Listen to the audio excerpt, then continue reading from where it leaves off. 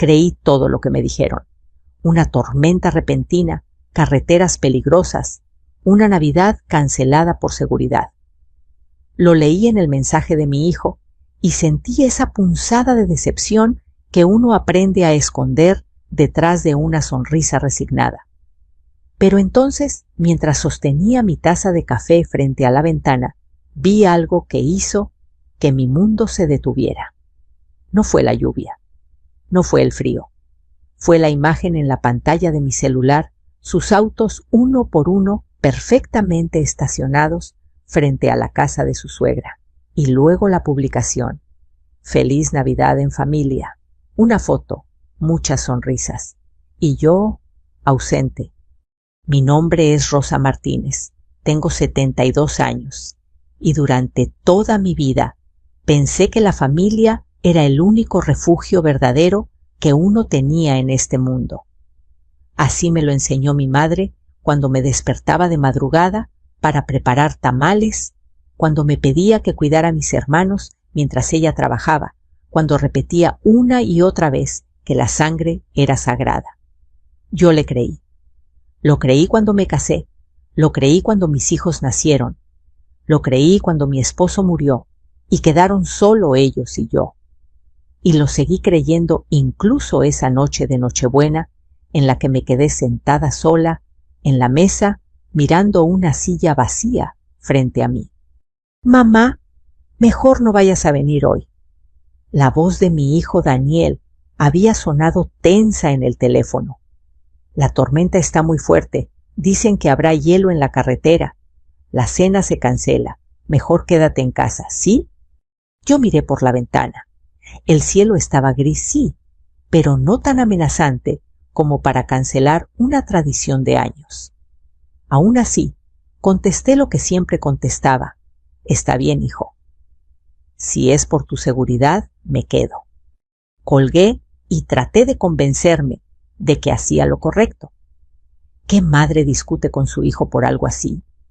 ¿Qué madre lo obliga a arriesgarse en una carretera peligrosa solo para no pasar sola una fecha especial? Pero tomar una decisión racional no impide que el corazón se rompa en silencio. Encendí las luces del pequeño árbol de Navidad que había puesto en una esquina de la sala. Era modesto, de plástico, con algunas esferas un poco opacas por los años, pero lo quería. Lo había comprado cuando Daniel tenía 7 años. Él y su hermana Sofía lo decoraban con tanta emoción que parecía el árbol más hermoso del mundo. Aquella noche, en cambio, parecía más pequeño, casi triste. Me serví un café y me senté en la cocina, donde aún quedaba el olor a canela y a clavo de los buñuelos que había preparado por la mañana por si acaso. Me repetía que no era nada, que había gente enferma, gente sin hogar, gente con problemas de verdad, que era una cena más o una menos. Pero el silencio tenía un peso que aplastaba. Cerca de las 4 de la tarde, tomé mi celular para distraerme un poco. Lo primero que apareció fue una notificación. Instagram. No solía usarlo demasiado, pero mi sobrina Carla me había insistido. Así puede ver fotos de nosotros, tía. Abrí la aplicación sin saber que esa acción iba a cambiarlo todo. La imagen tardó un segundo en cargar, pero cuando lo hizo, se me fue el aire del pecho. Era una mesa larga, perfectamente arreglada. Platos blancos, servilletas rojas, copas adornadas con pequeños moños dorados. La sala iluminada con luces cálidas de Navidad. Y alrededor de esa mesa, una a una, reconocí las caras: Daniel, mi nuera; Patricia, la madre de ella; sus tíos, mis nietos, primos, sobrinos, toda la familia, todos. Y el comentario debajo: Navidad perfecta en familia. Bendecidos. Miré la fotografía durante varios segundos sin poder parpadear. Luego miré el fondo a través de la ventana que aparecía en la imagen. El cielo era azul. No había rastro alguno de tormenta, ni lluvia, ni hielo, ni peligro. Solo risas. Mis manos comenzaron a temblar. Deslicé el dedo para ver más fotos. En una mi hijo estaba sirviendo sidra. En otra mi nieta pequeña abría regalos. En otra más Patricia abrazaba a su madre mientras ambas sonreían a la cámara. En ninguna aparecía yo. No era que hubieran olvidado tomarme una fotografía. No, es que nunca estuve ahí. ¿Cuántas veces más me habrán hecho esto?, pensé. ¿Cuántas reuniones familiares, cumpleaños, comidas, celebraciones habían sucedido sin mí, mientras yo me quedaba en casa creyendo en excusas? Sentí una opresión en el pecho, como si algo invisible apretara lentamente mi corazón. Apagué el celular, pero la imagen ya estaba grabada en mi mente. Durante años me había explicado cosas que no entendía. Están ocupados. Es que ahora la familia de Patricia toma más protagonismo. Tal vez yo ya estorbo con mi edad. Pero esa noche entendí que no era el tiempo, ni mi edad, ni las ocupaciones. Era yo la que estorbaba. Me levanté y caminé lentamente hacia la sala. Me detuve frente al árbol de Navidad y lo miré. Las lucecitas parpadeaban sin saber que algo muy oscuro acababa de nacer en mi interior, la conciencia.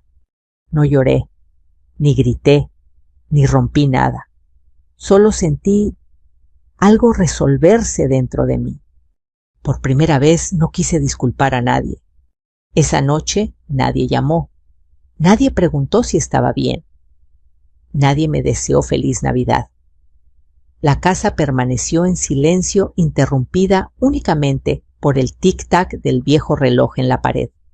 Y mientras afuera pasaban coches y alguna risa lejana cruzaba la calle, yo me hice una promesa en voz baja.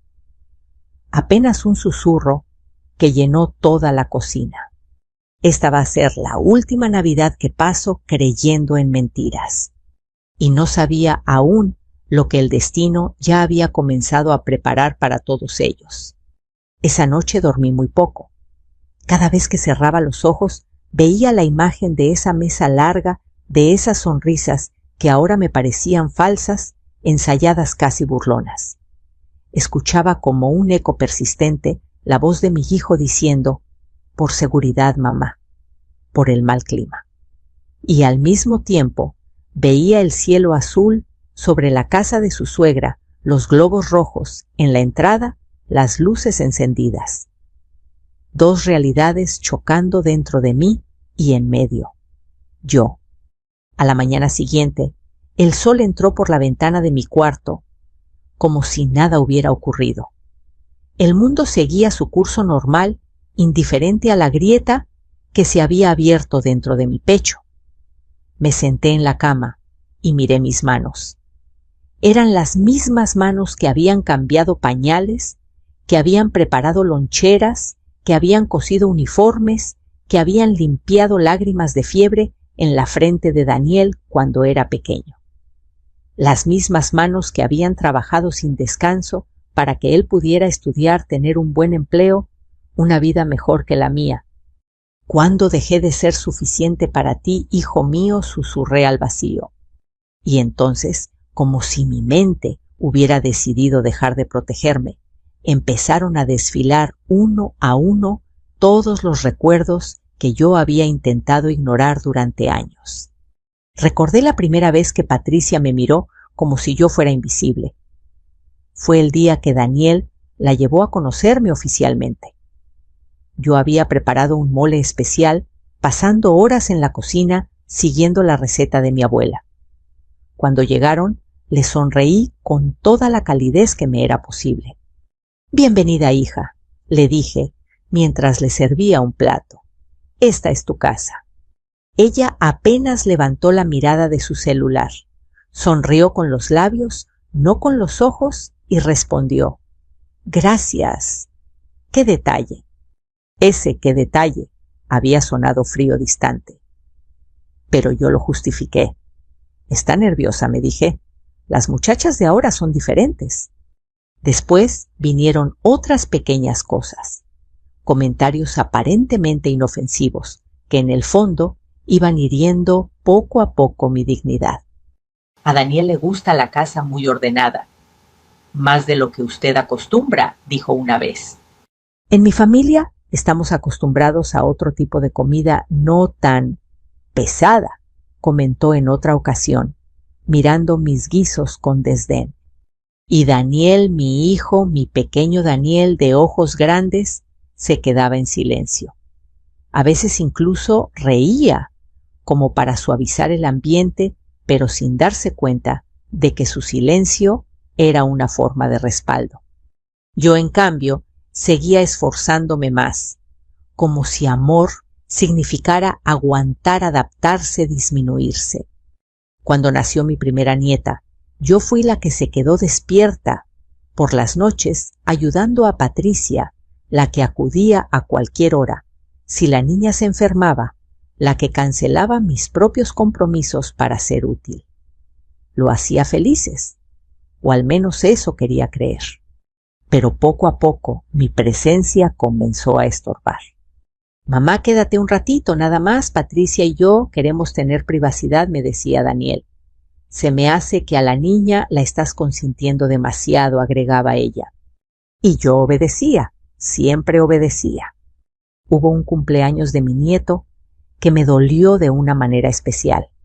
Llevé un pastel casero decorado con pequeños carritos de chocolate porque sabía que le gustaban.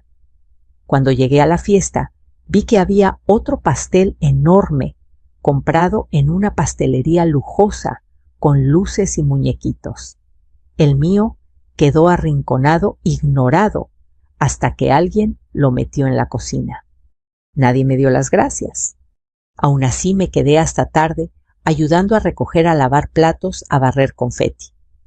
Era como si yo no fuera una invitada, sino parte del mobiliario. Algo útil, pero que no se ve. A veces escuchaba cómo Patricia hablaba con su madre por teléfono. Sí, mamá, tú sí vienes. Siempre eres la abuela favorita, decía riendo. Y yo, parada cerca de la estufa, fingía no escuchar. Fingía que no me importaba. Pero sí me importaba. Claro que me importaba.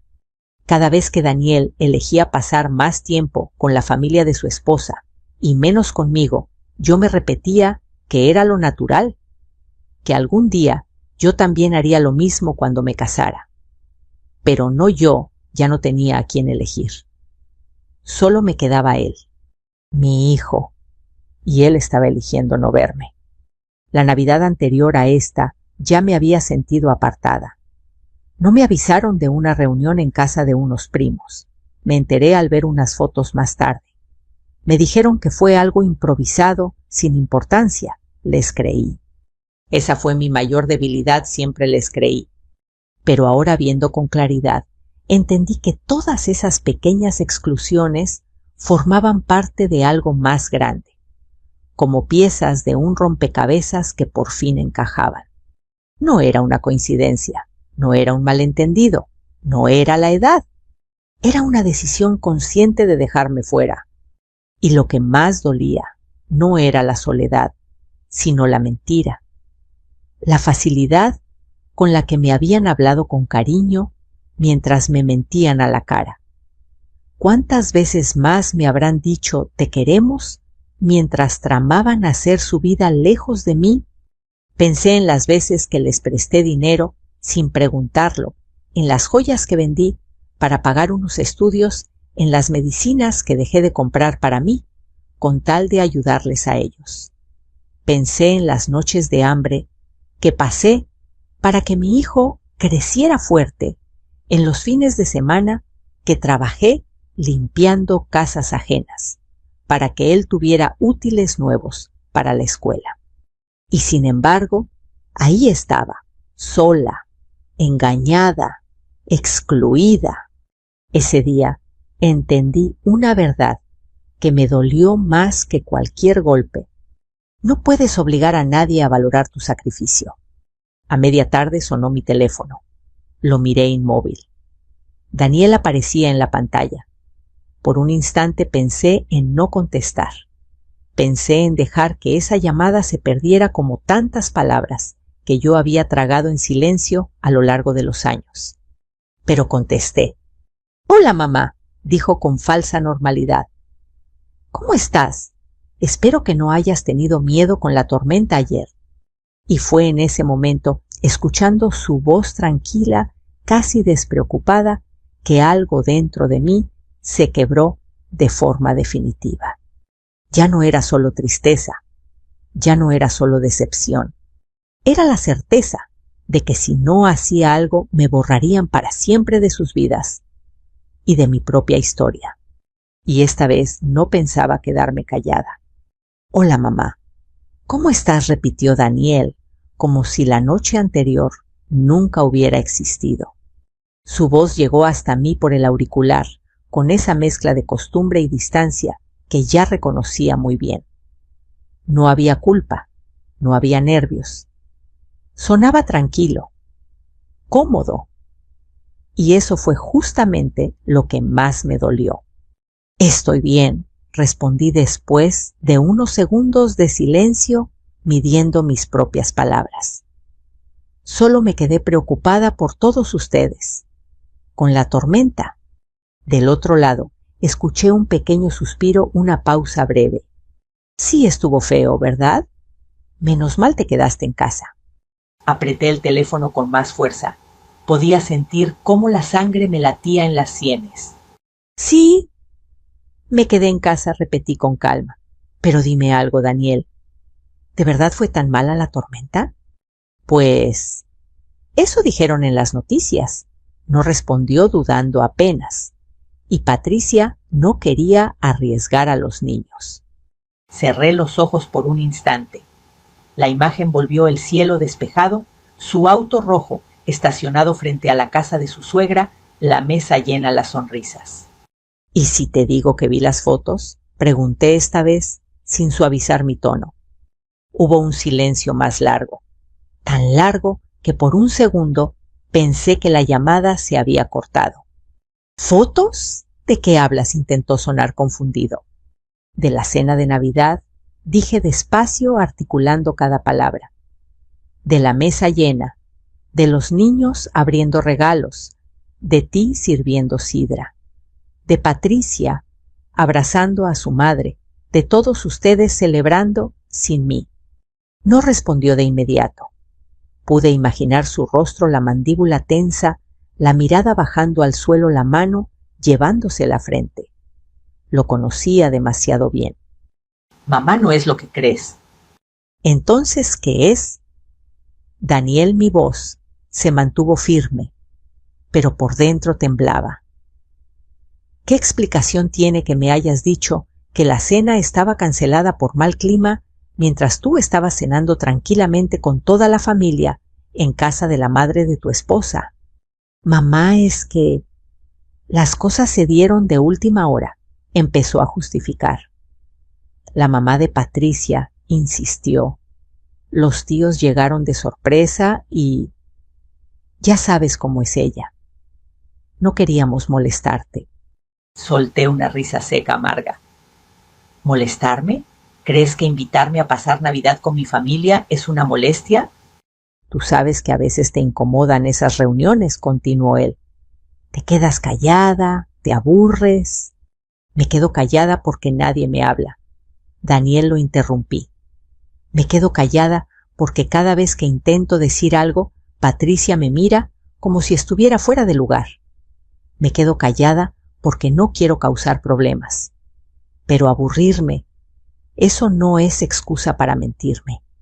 Su respiración se volvió más pesada. «No queríamos hacerte sentir mal, mamá.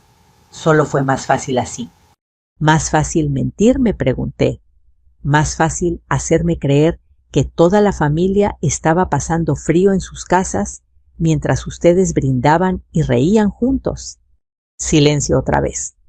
Y entonces dijo algo que jamás olvidaré.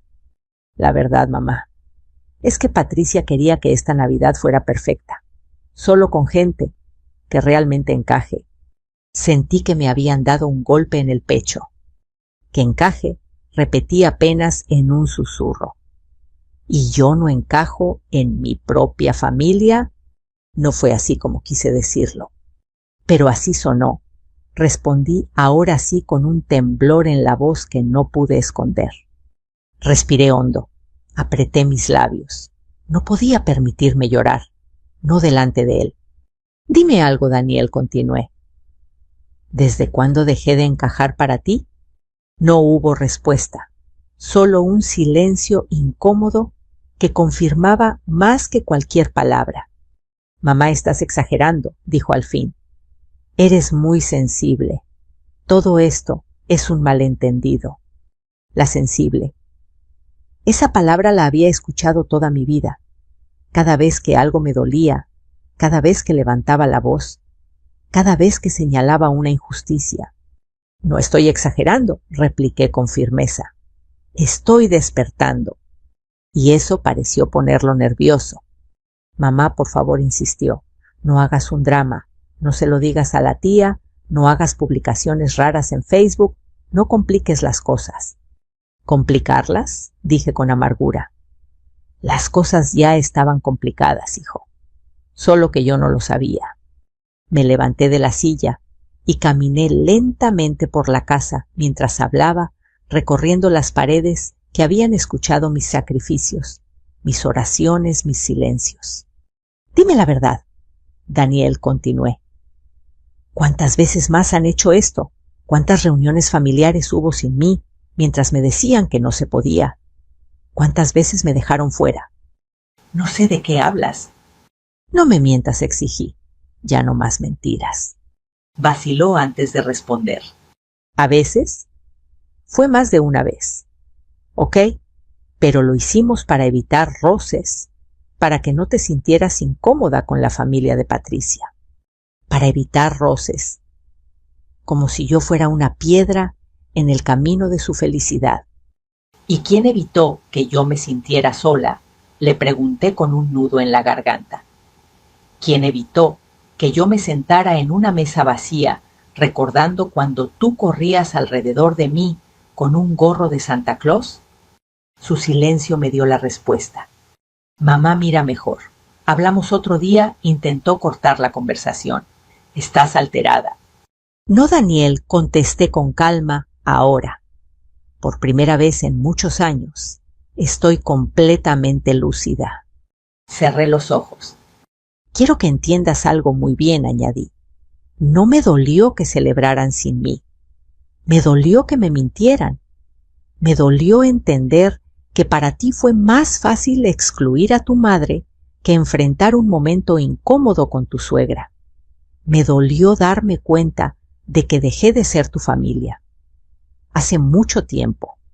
Escuché un murmullo de fondo, la voz de Patricia preguntando algo y luego la suya respondiendo en tono bajo. Y en ese instante supe con absoluta certeza ya ni siquiera era una conversación entre nosotros dos. Yo era un problema que debía manejar, algo molesto que había que apagar. Voy a colgar ahora, le dije, pero esto no ha terminado. ¿Qué quieres decir?, preguntó alarmado. Quiero decir que la mujer que te crió en la misma mesa donde tú hoy la excluyes, ya no es la misma. Y cuando vuelva a escuchar de mí, será muy diferente. Colgué sin esperar su respuesta. Quedé de pie en medio de la sala, con el teléfono aún en la mano.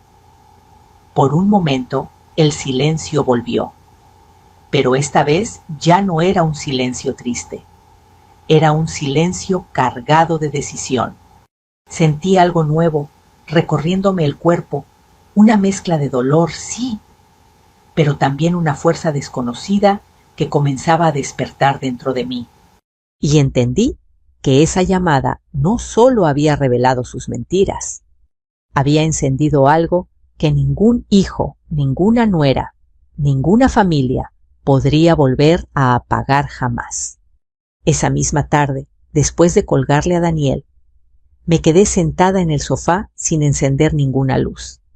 Afuera el sol empezaba a caer y el cielo se teñía de un naranja suave, que en otro tiempo me habría parecido bonito. pero ahora todo tenía un tono opaco, como si la casa también estuviera cansada de guardar tantos silencios. El teléfono vibró sobre la mesa. No era un mensaje de mi hijo, tampoco de Patricia. Era un número que no tenía registrado. Bueno, respondí con cautela. Doña Rosa, preguntó una voz femenina madura, con un leve acento del norte. Soy Elena Sandoval. No sé si me recuerde. Trabajé muchos años en la oficina del contador, que llevaba las finanzas de su esposo y más tarde de su hijo Daniel. Mi corazón dio un salto. Claro que la recuerdo, respondí despacio. ¿Cómo está? Bien, o lo mejor posible, dijo dudando un instante.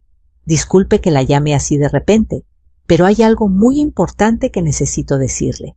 ¿Podemos vernos en persona? No me siento cómoda explicándolo por teléfono.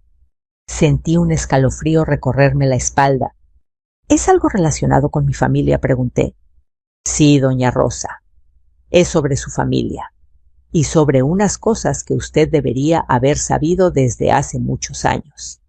Acordamos vernos una hora más tarde en una pequeña cafetería de la esquina que yo conocía de toda la vida. Cuando llegué, Elena ya me estaba esperando.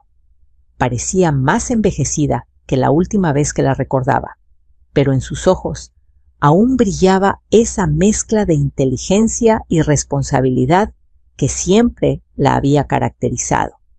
Sobre la mesa tenía un folder color manila grueso lleno de papeles. Gracias por venir, me dijo tomando mis manos por un instante. Lo que voy a contarle no es fácil. He cargado con esto mucho tiempo, pero después de ver lo que su propia familia publicó ayer en redes, ya no pude seguir callando. La miré sin comprender, pero de inmediato una angustia espesa comenzó a apretarme el pecho. ¿Qué es todo esto, Elena? Ella abrió el folder con cuidado. Sacó unos papeles amarillentos por el tiempo, copias de estados de cuenta, contratos, escrituras. Doña Rosa. Su esposo, el señor Héctor Martínez, le dejó una herencia importante cuando falleció. No me refiero solo a la casa en la que usted vive. Me refiero a un terreno a las afueras del pueblo, unas cuentas de ahorro y un pequeño local comercial en el centro. Mi mente se nubló. Eso no puede ser, murmuré.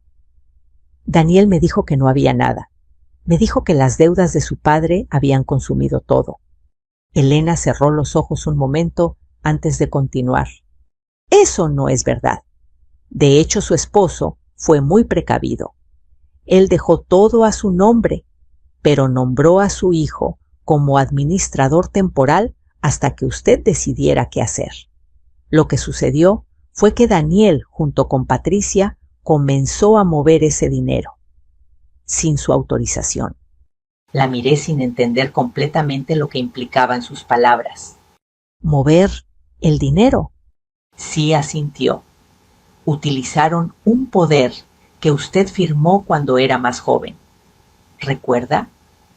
Ese papel que le dijeron que era por si algún día enfermaba o necesitaba ayuda legal. Mi mente volvió al pasado. Recordé perfectamente ese momento. Yo confiaba en mi hijo como se confía en un ángel de la guarda. Firmé por él, susurré, porque era mi hijo. Lo sé, respondió con suavidad. Pero ese documento les dio acceso a cuentas, propiedades y decisiones financieras sin necesidad de pedirle permiso durante años. El dinero de esa herencia fue usado para comprar la casa de su suegra, financiar el negocio de Patricia y cubrir gastos personales de ellos. El mundo dejó de tener sonido por unos segundos. ¿Me está diciendo que ellos viven cómodamente gracias al dinero que me dejó mi esposo?, pregunté con la voz rota. Exactamente, afirmó con tristeza. Usted ha estado trabajando, preocupándose, privándose de cosas, mientras ellos usaban lo que le pertenecía por derecho. Imágenes pasaron ante mis ojos con una claridad abrumadora las veces que le presté dinero a Daniel. porque las cosas estaban difíciles, las veces que pagué medicinas con lo justo, las veces que pensé en vender mis joyas de oro para llegar a fin de mes, mientras Patricia se compraba ropa nueva y presumía viajes de regalo.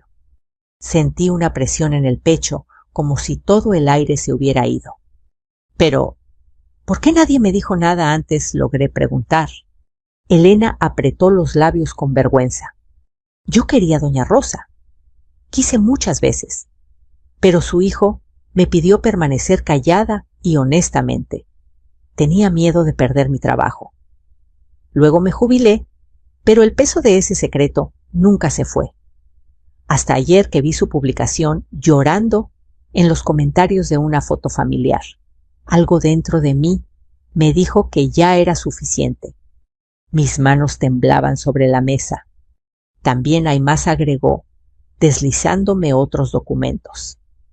El terreno que su esposo compró para que usted tuviera un lugar tranquilo en la vejez fue vendido hace 7 años. Su firma fue falsificada.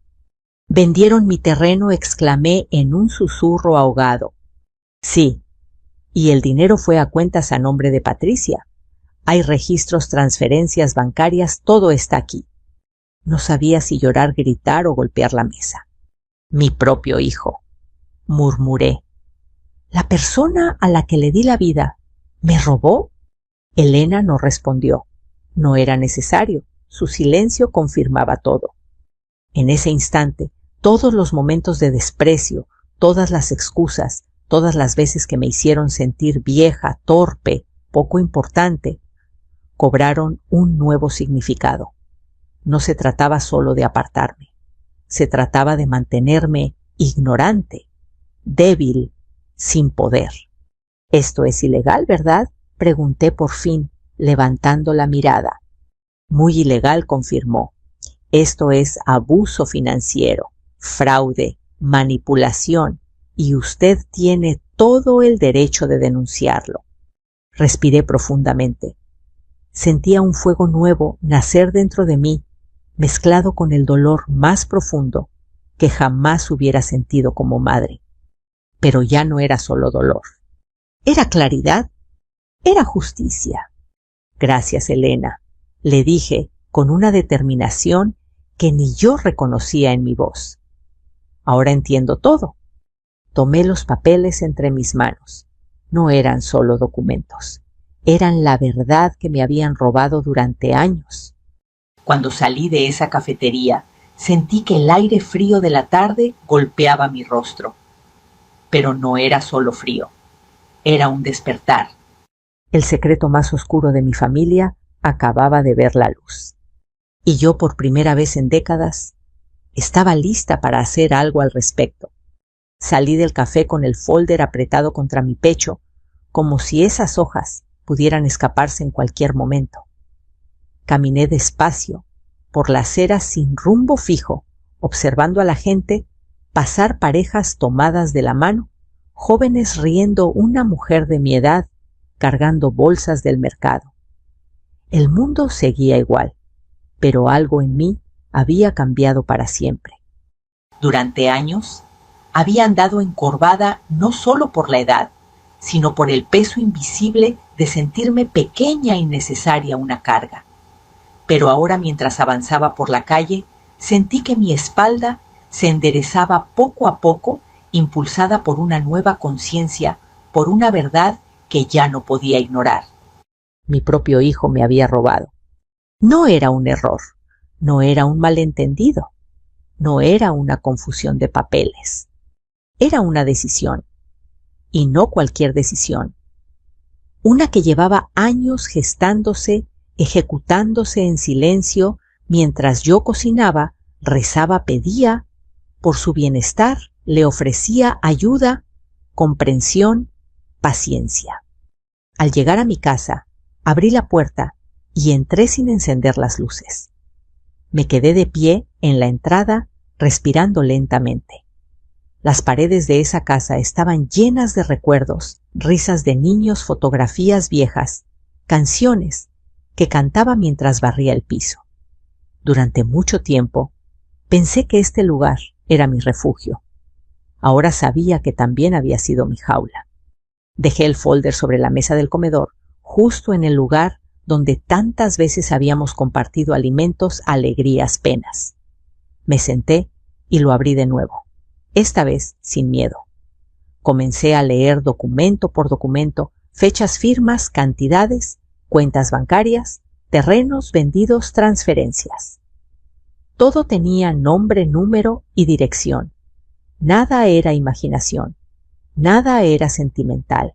Era una realidad fría, calculada, perfectamente orquestada. Y sin embargo, dentro de mí ocurrió algo inesperado. No quise llorar, no quise gritar, no quise correr a confrontarlos de inmediato. Por primera vez en mucho tiempo pensé con la cabeza fría. Bien, murmuré para mí misma. Sí quisieron jugar sucio. Ahora les voy a demostrar que una mujer mayor no es una mujer tonta. Pasé el resto del día organizando los papeles con cuidado. Saqué una libreta y comencé a escribir fechas: cuando murió mi esposo, cuando firmé aquel poder, cuando Daniel comenzó a trabajar con Patricia, cuando compraron la casa de su suegra, cuando yo misma les presté dinero. Cada recuerdo, cada dato, cada detalle se unía como las piezas de un rompecabezas. Y siendo sincera, había una parte de mí que sentía algo más que dolor, sentía lucidez, claridad, incluso cierta calma peligrosa. A la mañana siguiente tomé una decisión. Si ellos habían planeado en secreto durante años, yo también iba a planear. Pero no para vengarme, no para humillarlos, no para gritarles lo que merecían, no. Iba a recuperar lo que era mío, iba a recuperar mi dignidad. Me puse mi mejor vestido, el azul marino que había guardado para ocasiones especiales. Me peiné con cuidado y tomé mi bolso. Me miré en el espejo antes de salir. La mujer que me devolvió la mirada ya no era la misma señora tímida que agachaba la cabeza ante su familia. Había determinación en sus ojos. Lo primero que hice fue ir al banco. Pedí hablar con el gerente. Me senté frente a él con serenidad, mostrando mis documentos de identificación. Señor, le dije, necesito información completa de todas las cuentas que estén o hayan estado alguna vez a mi nombre, y también las que fueron creadas bajo un poder que firmé hace más de 20 años. El hombre frunció el ceño sorprendido. ¿Quién utilizó ese poder, señora?, preguntó. Mi hijo y mi nuera. No mostró juicio. Solo tecleó en su computadora durante varios minutos que me parecieron horas. Finalmente levantó la vista. Hay movimientos que resultan irregulares, admitió.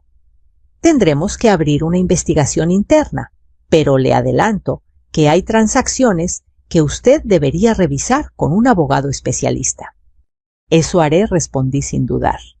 Salí del banco y sin perder tiempo tomé un taxi hacia el despacho de una abogada que una vecina me había recomendado tiempo atrás. Se llamaba licenciada Adriana Morales, una mujer de carácter firme y mirada penetrante. Escuchó mi historia sin interrumpirme. Observó cada documento con lupa, leyó una y otra vez las fechas, las firmas, las transferencias sospechosas. Finalmente levantó la vista. Doña Rosa, lo que le hicieron no solo es moralmente imperdonable, dijo con voz firme, es completamente ilegal. Abuso de confianza, falsificación de firma, fraude, financiero, despojo. Usted tiene todas las de ganar en este caso. Sentí un ligero temblor en las manos, pero también un alivio que no había sentido en años. Yo no quiero destruirlos, le confesé. Son mi familia. Adriana me miró con comprensión, pero también con una honestidad que agradecí. Entiendo su dolor, señora. Pero ellos no pensaron en usted cuando la robaron. Ahora no se trata de destruirlos, se trata de detenerlos y de que usted vuelva a ser dueña de su vida. Esas palabras resonaron dentro de mí. Dueña de mi vida. Durante años, mi vida había girado alrededor de ellos, de sus necesidades, de sus excusas, de su comodidad. ¿Cuándo fue la última vez que pensé en lo que yo quería? Firmé algunos documentos para iniciar una investigación formal.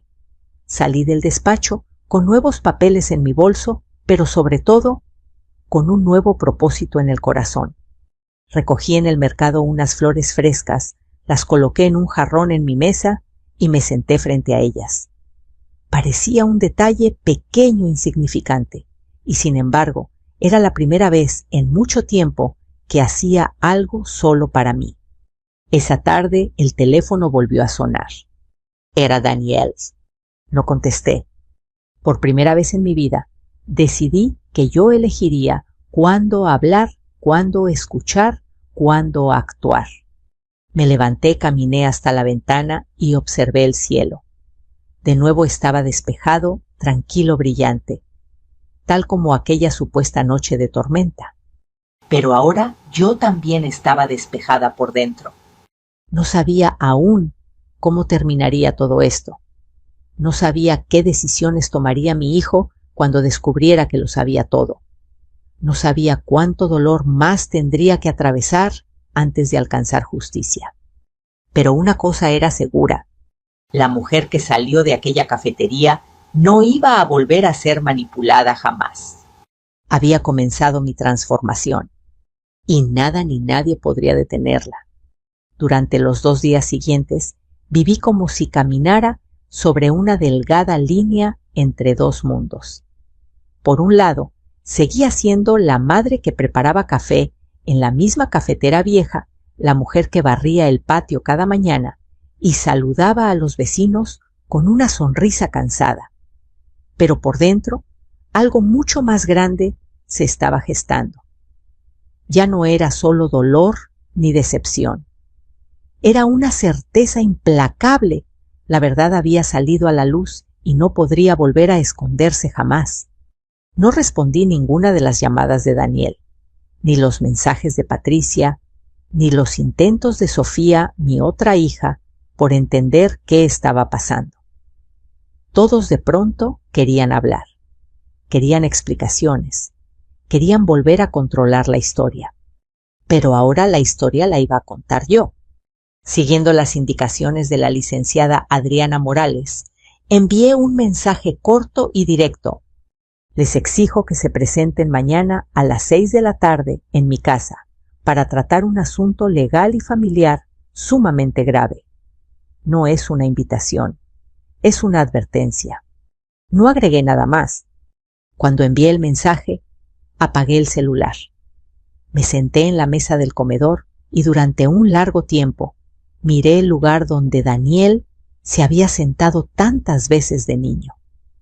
Lo vi pequeño con la boca llena de pan riendo, mientras el azúcar de los buñuelos se le pegaba en los dedos. Qué ironía, la misma mesa que fue testigo de mi amor ahora sería escenario de su caída. A las 5:30 de la tarde comencé a preparar todo.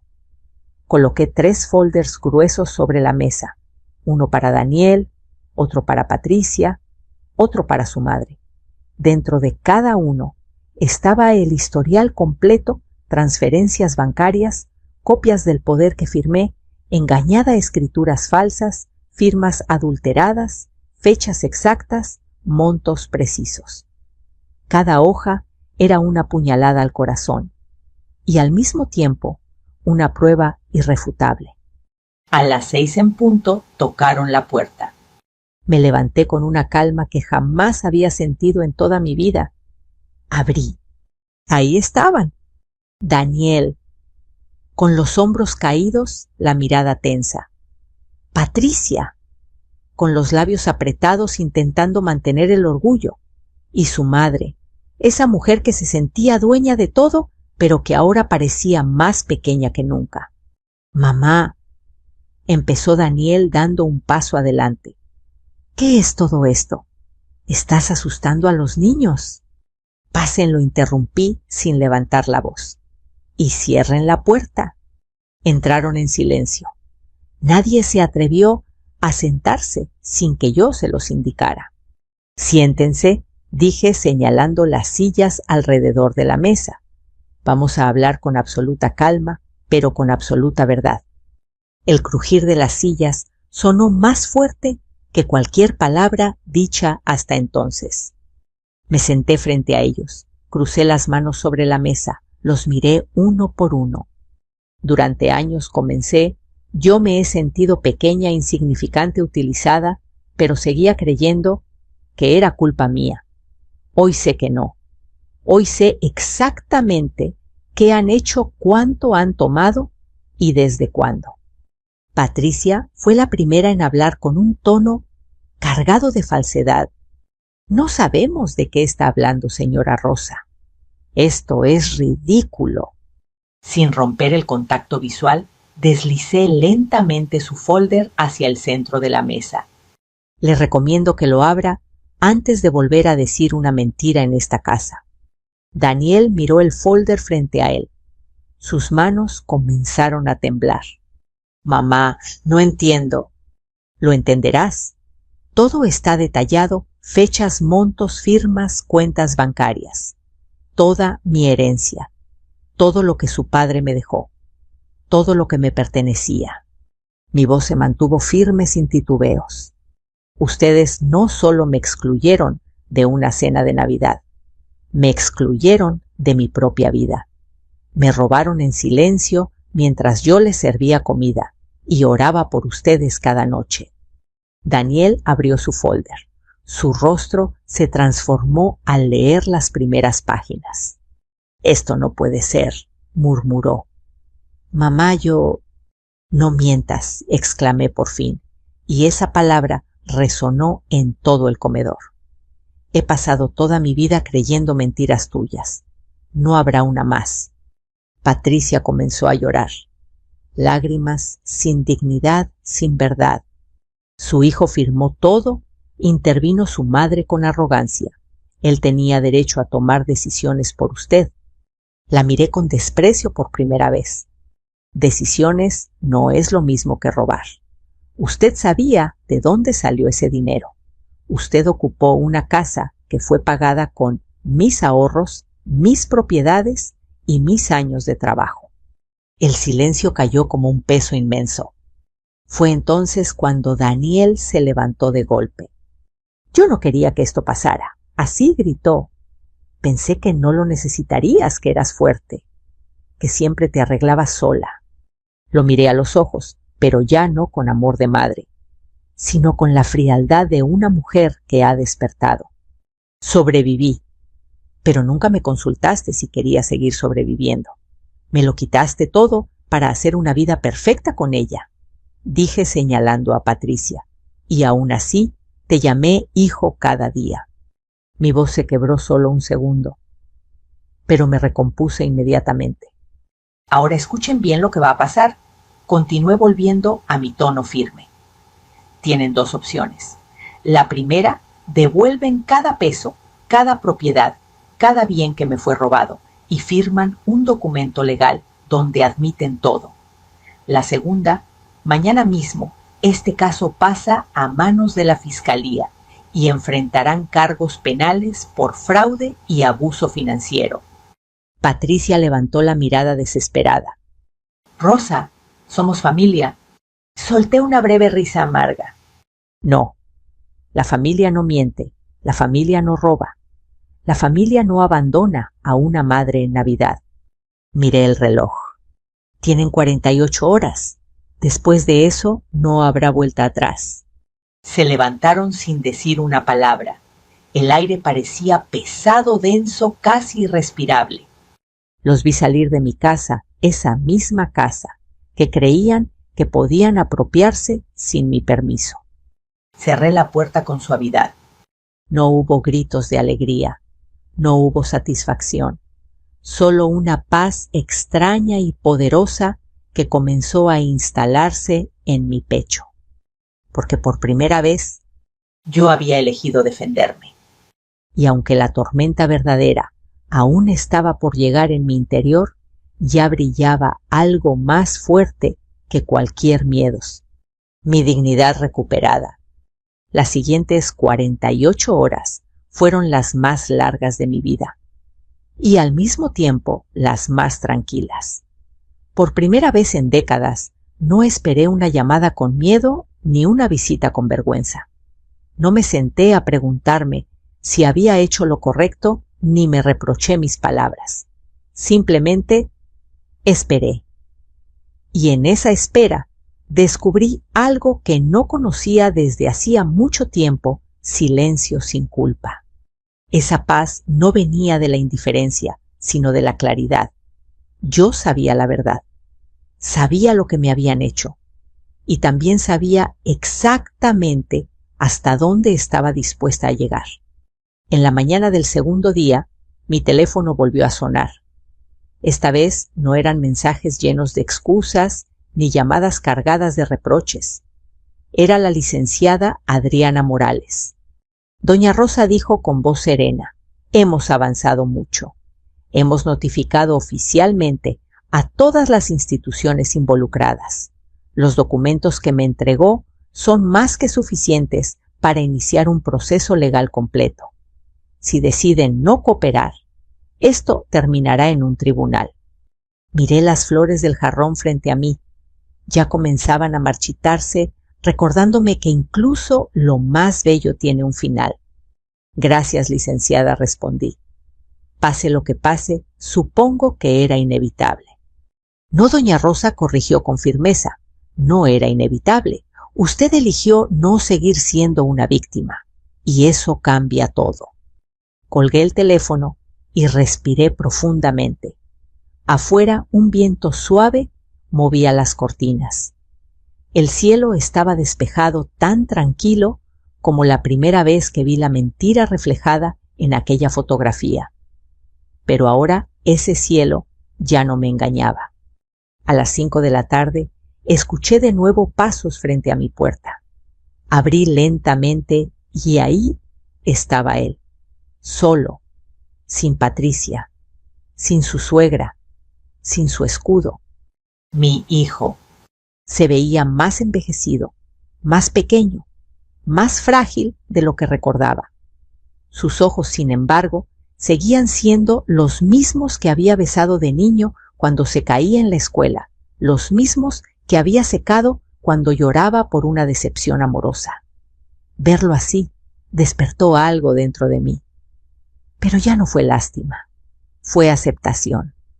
¿Puedo pasar?, preguntó con la voz quebrada. Asentí sin decir una palabra. Entró despacio. Miró alrededor como si quisiera memorizar aquella casa que sin darse cuenta ya había perdido. Mamá, empezó, pero se quedó sin fuerzas para seguir.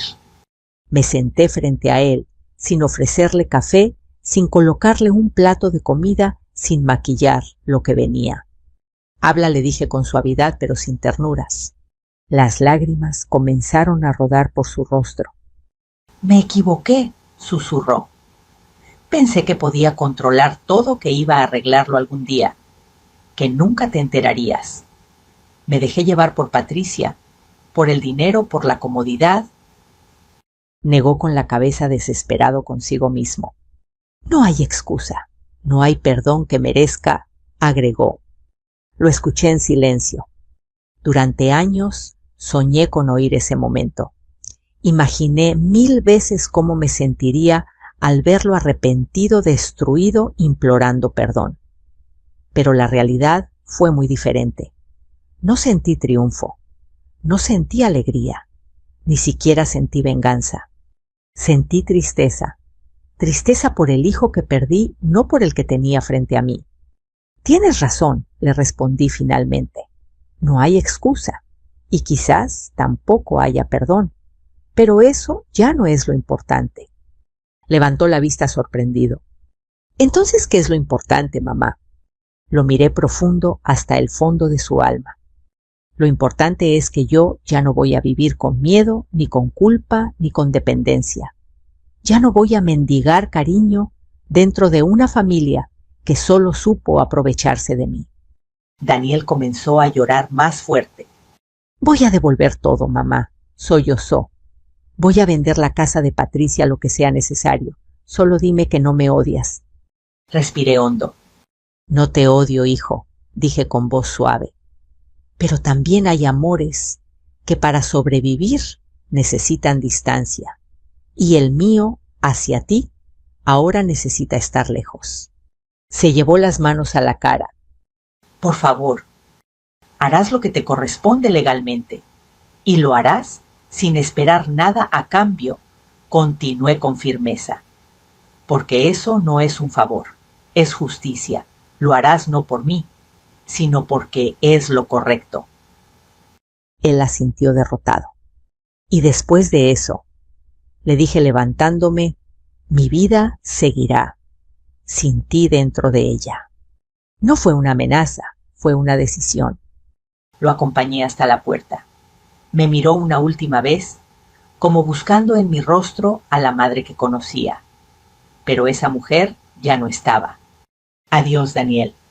Cerré la puerta y no volví a sentir culpa. Los meses pasaron y con ellos los papeles se firmaron, las propiedades volvieron a mi nombre, las cuentas fueron congeladas, restituidas, regularizadas. Yo no quise castigo público, ni cárcel, ni escándalo. Solo quise mi vida de regreso. Vendí la casa grande, donde ya no quería seguir acumulando recuerdos de engaño. Compré una pequeña cabaña en un pueblito tranquilo, rodeado de árboles y de silencio bueno. Empecé a levantarme sin alarmas, a cuidar un pequeño jardín, a escribir mis pensamientos en un cuaderno viejo que encontré en un cajón.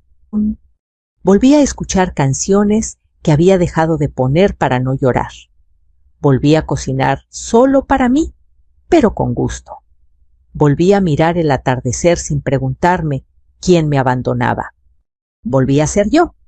Y entonces comprendí algo mucho más grande que esta historia, algo que quise dejar también para quien hoy me escucha. A veces las personas que más amas son las que más te rompen, pero eso no significa que tú estés rota. Significa que eres más fuerte de lo que ellos imaginaban.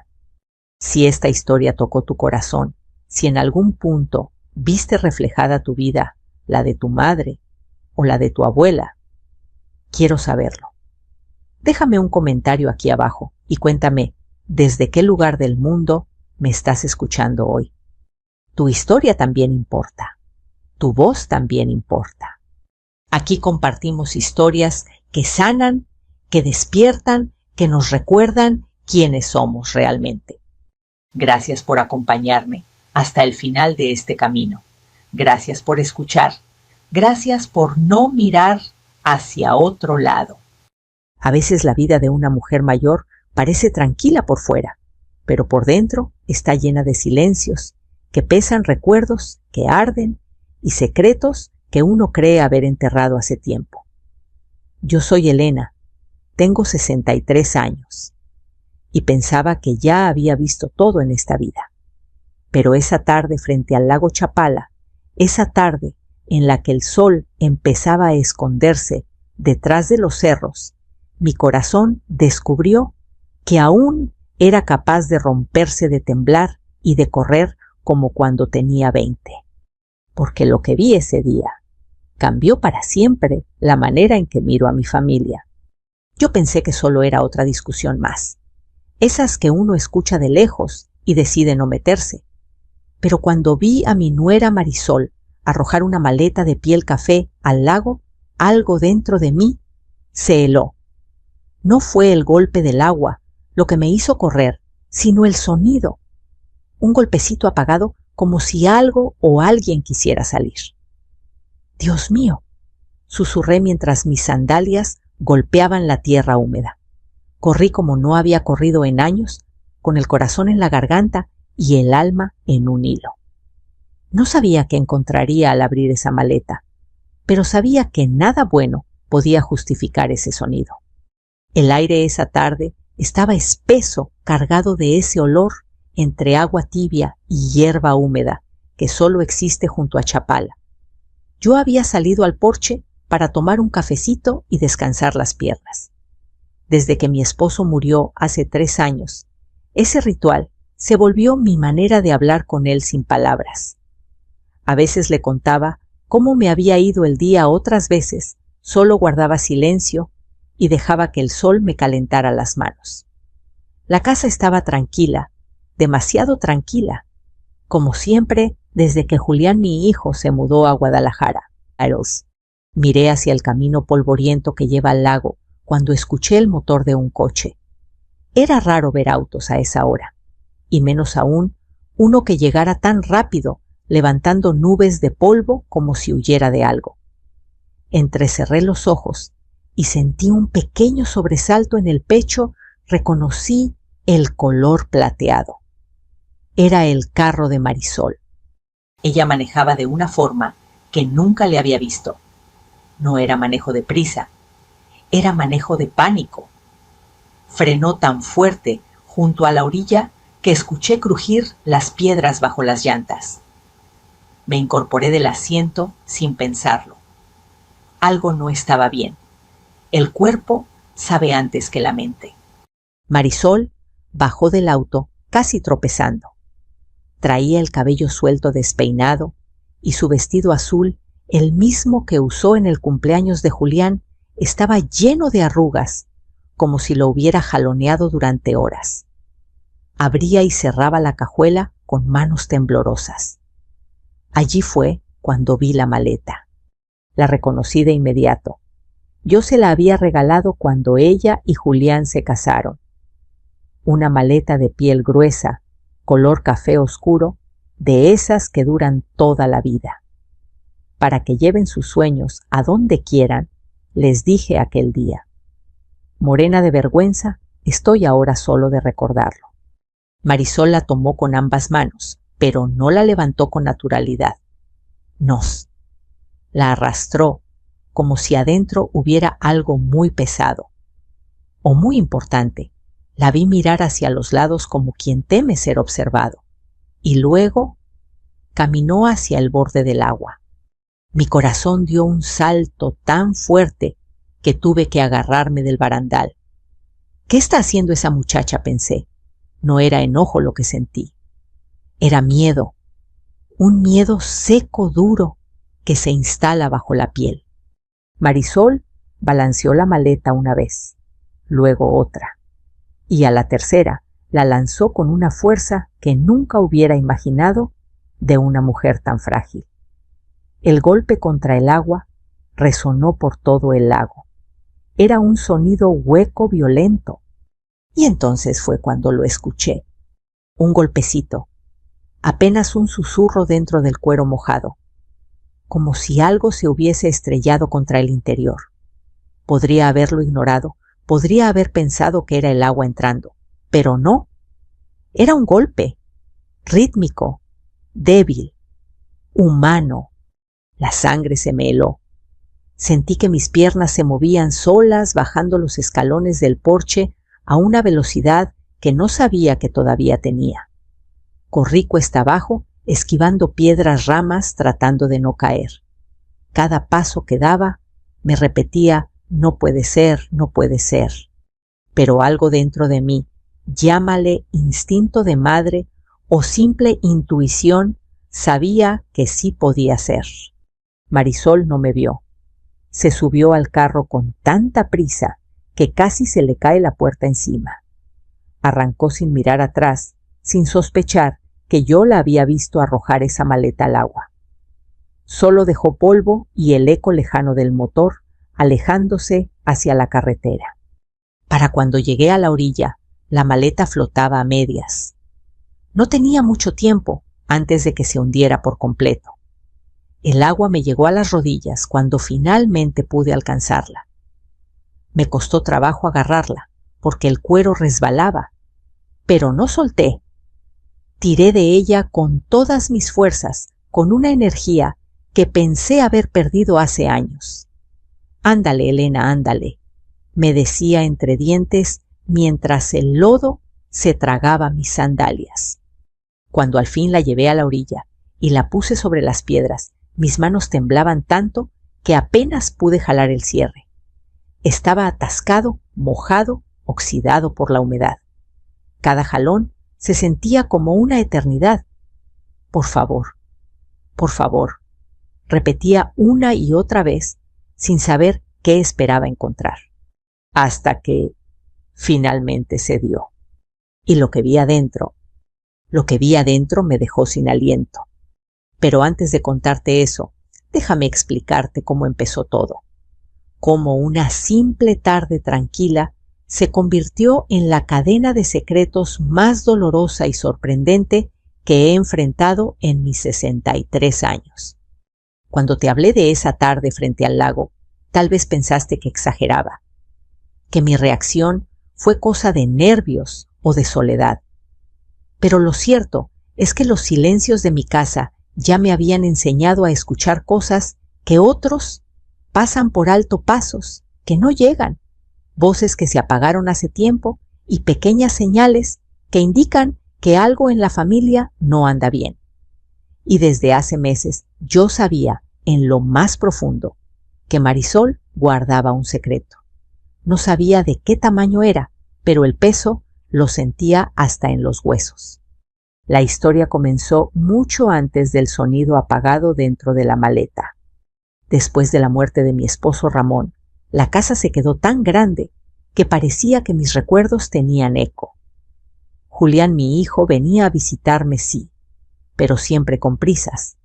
Entre el trabajo, la vida en Guadalajara y los gastos, apenas tenía tiempo de respirar.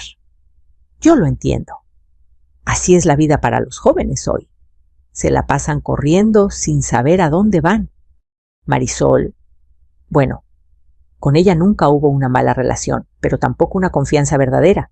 Era educada, amable siempre, con una sonrisa, pero una sonrisa que yo sabía que no me dejaba entrar del todo. No sé si me entiendes. Había cariño, sí, pero también una distancia fina, casi invisible, como una cortina de encaje entre nosotras. Al principio pensé que solo era cuestión de tiempo, pero con los meses esa cortina no se levantó. Al contrario, se hizo más gruesa. Marisol empezó a venir menos, y cuando venía, hablaba bajito por teléfono en la cocina, metida en conversaciones que se cortaban en cuanto yo aparecía. Yo no soy chismosa, jamás revisaría un teléfono ajeno, pero soy mujer, soy madre, y sé cuando algo preocupa de verdad.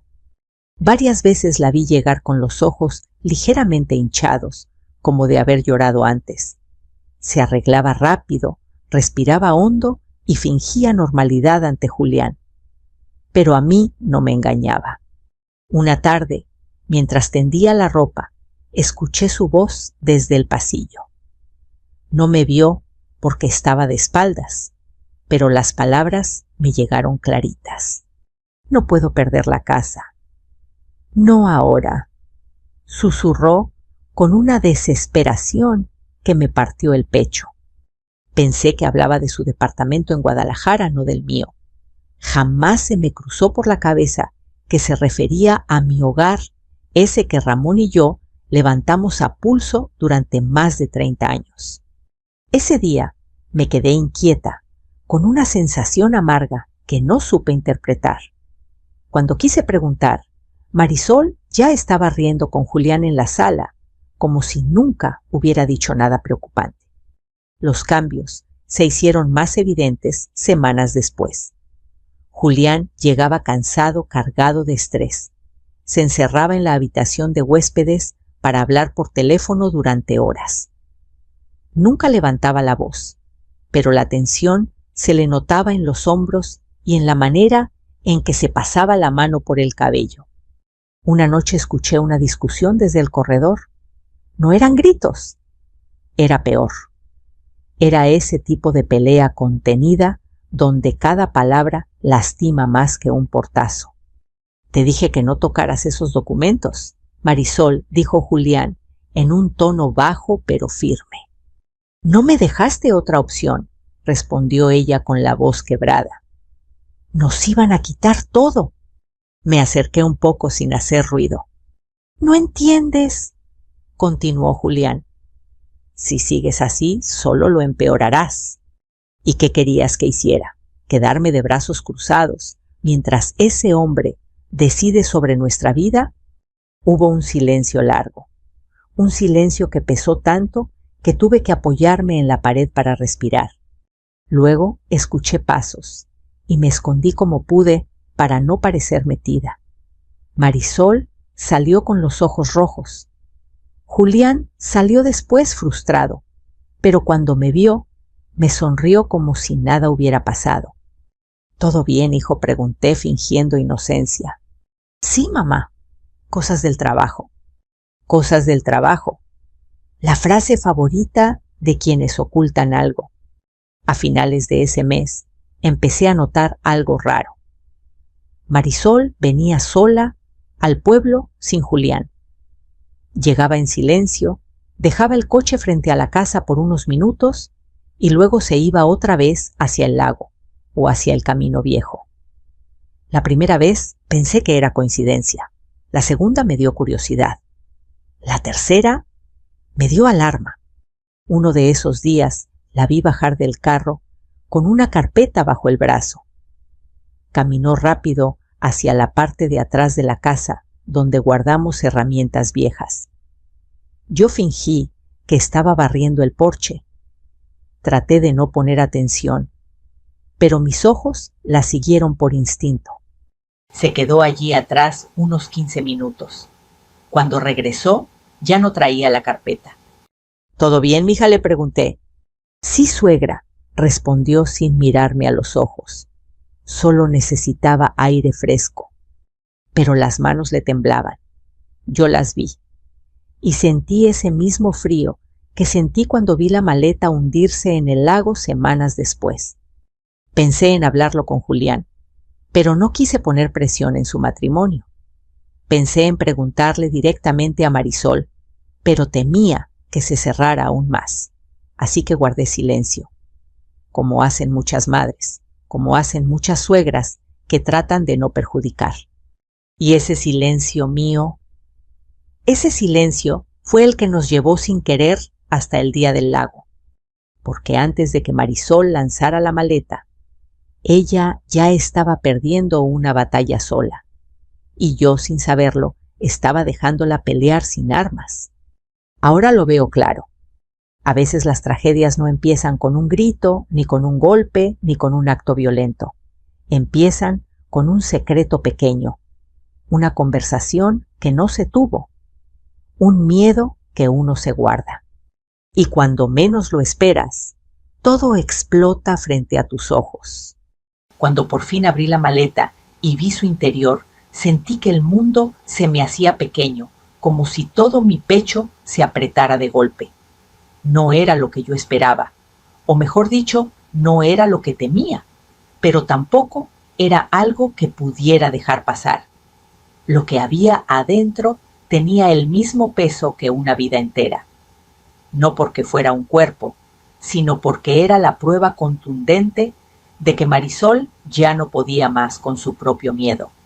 Dentro había una bolsa negra, envuelta en plástico, una caja metálica cerrada con llave y una carpeta manila, marcada con el nombre de mi hijo Julián Herrera Martínez.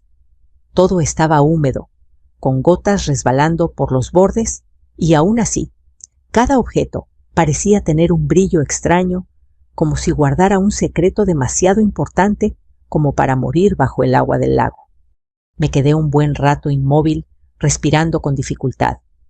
El eco del golpe desde dentro todavía retumbaba en mis oídos. ¿Qué demonios significa esto? Marisol, pensé, sintiendo un calor subir por mi cuello. Abrí primero la bolsa negra, con mucho cuidado, temiendo estropear algo. Dentro había fajos de billetes envueltos en ligas, billetes viejos, algunos dañados por la humedad, pero billetes al fin y al cabo. Dinero. Mucho más dinero del que Marisol o Julián podrían tener a la mano. Mi corazón dio un brinco de rabia, de susto, de incredulidad. Luego abrí la carpeta. Allí estaban las escrituras de mi casa, la que Ramón y yo construimos a mano. la que tiene las marcas de crecimiento de Julián en la puerta de la cocina, la que guarda mis fotos, mis recuerdos, mi vida. Pero lo peor no fue ver las escrituras. Lo peor fue ver un documento que yo no conocía, un acuerdo de cesión de propiedad firmado supuestamente por Julián, pero con una firma que yo, su madre, reconocí que no era suya. Sentí que las piernas se me aflojaban. Me tuve que sentar en una piedra temblando. ¿Cómo era posible? ¿De dónde salió ese papel? ¿Quién intentaba quedarse con mi casa? ¿Por qué la firma parecía falsificada? Tomé aire, intentando ordenar mis pensamientos, pero mi cabeza estaba hecha un torbellino. Volví a mirar hacia el camino para asegurarme que Marisol no estuviera regresando. No quería confrontarla así, sin entender nada. No quería atacarla, sin haber escuchado su verdad. Sacudí la maleta un poco, buscando más pistas, y fue así como escuché un tintineo metálico dentro de la caja. La caja estaba cerrada con llave, pero supe de inmediato que ahí había algo más valioso. No me atreví a forzarla. La guardé tal cual. Entonces encontré algo más empapado y casi destruido, un papel doblado a la mitad. Lo abrí con la mayor delicadeza, temiendo que se deshiciera entre mis dedos. Era una nota escrita con prisa. La letra era la de Marisol. Si mamá se entera, se acabó todo. Perdón, Julián, no supe qué más hacer. Sentí un nudo en la garganta. ¿Qué mamá? Yo, su madre biológica, ¿de qué se iba a acabar todo? Esa frase se quedó clavada como una espina. Entonces entendí algo que no me había dejado en paz desde semanas atrás. Marisol no estaba huyendo de mí. Estaba huyendo por mí, por mi casa, por algo que no había querido decir en voz alta. Y de repente, ese sonido dentro de la maleta cobró sentido. Era la caja metálica chocando contra los papeles contra el borde. No era un niño. No era un animal. Era urgencia. Era culpa. Era desesperación hecha ruido. Guardé todo dentro otra vez, pero antes de cerrar la maleta, la miré con detenimiento. La piel era gruesa, pesada, resistente. Era la maleta que yo le había dado con todo mi corazón, pensando que la acompañaría en viajes felices. Y ahora estaba allí, empapada, sucia, usada para esconder un problema tan grande que mis rodillas apenas podían sostenerlo. Me levanté despacio. El agua me había dejado la falda llena de lodo y mi respiración era errática. Caminé cuesta arriba, este esfuerzo multiplicado por el peso emocional que traía encima. Cada paso se sentía más difícil que el anterior, pero aún así apreté los dientes y seguí. Entré a mi casa y apoyé la maleta sobre la mesa del comedor. Miré el reloj. 6:48 de la tarde. El sol se estaba metiendo detrás de los cerros, y con él mi poca tranquilidad. Tomé una toalla vieja para secarme las manos, pero seguían temblando. Me preparé un vaso con agua fría, pero apenas pude sostenerlo. Entonces, como si la vida quisiera dejarme claro que ese día no había terminado, escuché un ruido afuera. 3 golpes secos en la puerta. Me quedé congelada. No esperaba a nadie. Marisol ya se había ido. Julián estaba en Guadalajara. Decidí acercarme despacio. Mi instinto de madre me decía que detrás de esa puerta no había buenas noticias. Cuando giré el picaporte, un escalofrío me recorrió la espalda. Afuera, bajo la luz tenue del foco, había un hombre que nunca había visto. Traje oscuro, mirada dura, postura de quien no pide permiso para hablar. ¿Es usted la señora Elena Herrera?, preguntó con voz grave. Tragué saliva. Sí. ¿Quién pregunta?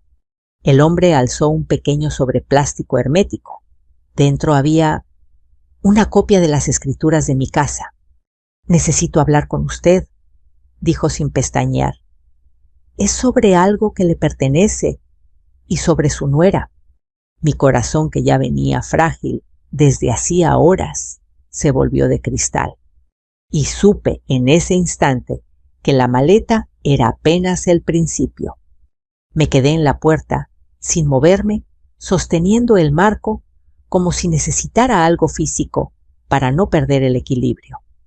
El hombre frente a mí no parpadeaba. Su presencia llenaba el aire con una tensión que me hacía sentir como si la casa, mi refugio, durante tantos años, se hubiera vuelto de repente demasiado pequeña. ¿Puedo pasar?, preguntó finalmente. Dudé unos segundos. No me gustaba dejar entrar a desconocidos, menos aún en un día tan extraño y lleno de presagios como aquel. Pero la carpeta dentro del sobre, las escrituras mojadas en mi mesa, la maleta empapada, todo me decía que no tenía opción. Me hice a un lado. «Pase». El hombre entró con pasos firmes y silenciosos. Tenía unos 50 y tantos, cabello entrecano, postura rígida, de alguien acostumbrado a las oficinas y los problemas ajenos. Su traje bien planchado contrastaba con mi blusa manchada de lodo y mis manos todavía húmedas.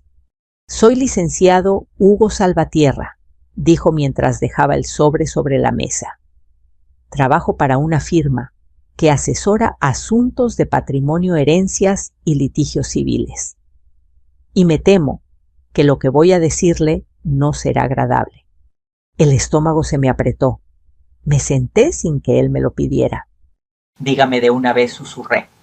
El hombre abrió el sobre y sacó una copia plastificada de mi escritura.